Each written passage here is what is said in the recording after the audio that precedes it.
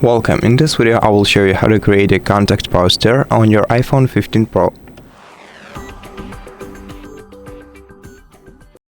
First we have to open the Contacts application, then make sure to select your own contact card at the very top of the list and select Edit, then Edit once again, and in this menu we'll be able to customize both avatar and poster.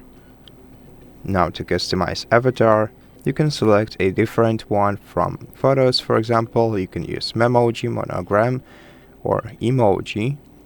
And in customize section, you can adjust the background for your avatar.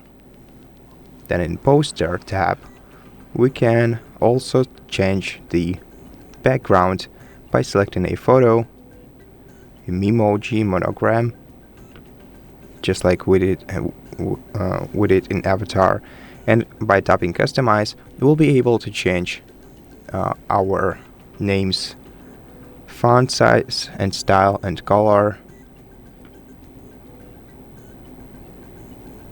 and we can also add or remove depth effect and adjust some additional effects for our emoji if you are using Emoji, for example.